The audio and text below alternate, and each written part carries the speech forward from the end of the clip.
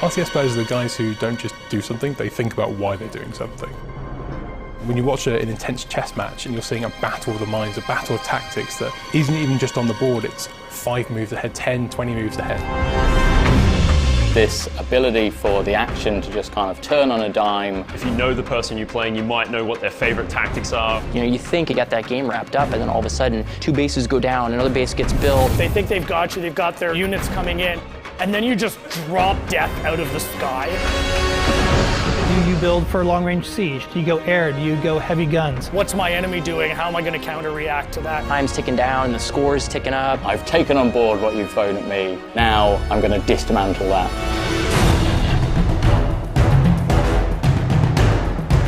First thing I had to figure out was who we were going to work with on this, and my mind immediately went to Creative Assembly. They are synonymous with RTS.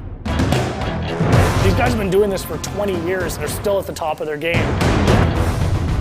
We wanted to make this feel like a game that was very much a sequel to the original. We already have a wonderful RTS, and we're trying to build on top of that. What we really wanted to do was add layers of depth so that a wide range of players could have a fantastic time. Bring those players in and go, actually, it's not really that complicated.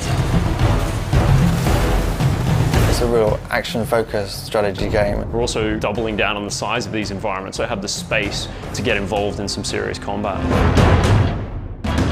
If you want to practice your base strategy, you can go into domination, you can go into deathmatch. If I'm in the mood for a fast game, I can jump into strongholds. So we've got different kind of ways to play the game for different kind of players. We absolutely want those hardcore players, and we've absolutely got games and game modes that are suited to that. But then we've got, on the other end of the spectrum, modes like Blitz.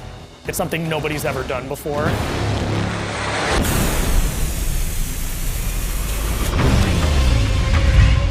Blitz is a whole new way to play RTS. We're really excited about Blitz. It really changes the way people will look at RTS games.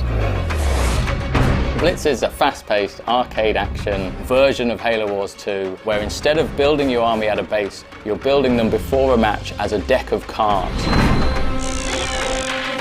And you fight by deploying cards from your hand into the battlefield in real time. There's no base building, there's no economy management, it's all about the combat. I don't want to worry about tech trees. I don't want to worry about resource collection. The original design intention for Blitz was to make something really accessible that everybody could enjoy. Whether you're new to strategy games or an RTS veteran. Experience the really cool bits of RTS, so commanding a huge army, bringing down huge leader powers.